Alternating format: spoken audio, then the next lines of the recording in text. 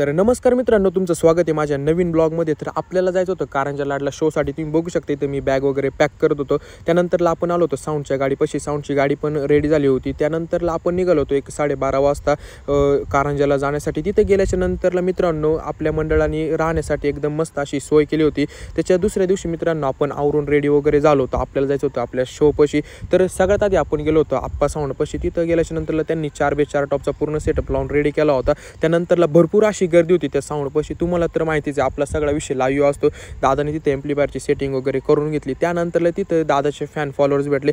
कमीत कमी मित्रांनो दादासोबत 400 ते 500 लोकांनी तिथं फोटो वगैरे काढले। फोटो वगैरे काढून झाल्याच्या नंतरला आपण आलो होतो आपल्या मंडळाकडे। मित्रांनो कारंजा लाडमध्ये सगळ्यात मोठं मंडळ म्हणजे बजरंग पेठचं मंडळ होतं। तर तिथे गेल्याच्या नंतरला तिथल्या देवीचं आपण दर्शन वगैरे करून घेतलं। ते झाल्याच्या नंतरला परत तिथं दादाच्या फॅन फॉलोअर्सनी दादासोबत फोटो वगैरे काढले। फोटो वगैरे काढून झाल्याच्या नंतरला भूक लागली होती म्हणून आपण गेलो होतो हॉटेलला जेवण करण्यासाठी। तुम्ही बघू शकता इथे दादा आणि त्यांनी सर्वजण जेवण वगैरे करत होते।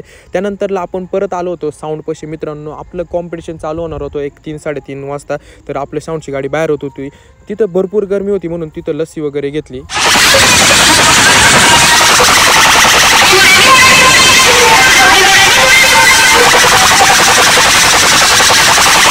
तुम्हाला तर माहितीच आहे मित्रांनो, आपण 19-20 नाही तर डायरेक्ट वन साईड विषय करून टाकतो। जेव्हा वन साईड विषय होतो तेव्हा मंडळ ऑटोमॅटिक आपल्याला खांद्यावर तर घेतच, दिलेला शब्द आपण पाळतो। त्यानंतरला आपले ॲनिसर असेल तर विषय झाला असतो।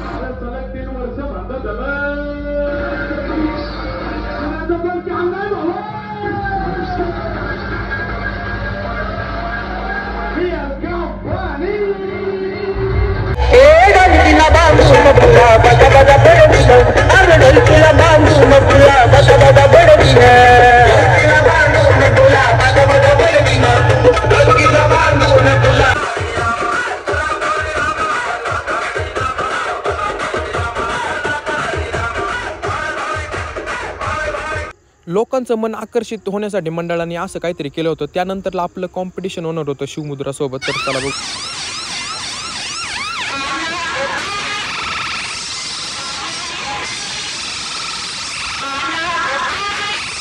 कोणता साऊंड कारंजामध्ये वाजला ही कारंजातलीच लोक तुम्हाला सांगतील। तर त्यानंतरला मित्रांनो 10 वाजता आपला साऊंड बंद झाला होता। पूर्ण साऊंडची गाडी आपण आवरून रेडी करून घेतली। त्यानंतरला मित्रांनो आपण गेलो होतो आणि सरांना पिकअप करण्यासाठी। आणि सरांना पिकअप वगैरे करून आपल्याला जायचं होतं पुण्याला कोजागिरीच्या शोसाठी। तुम्ही बघू शकता आपली क्वीन कशी दिसते, तुम्ही कमेंट करून नक्की सांगा।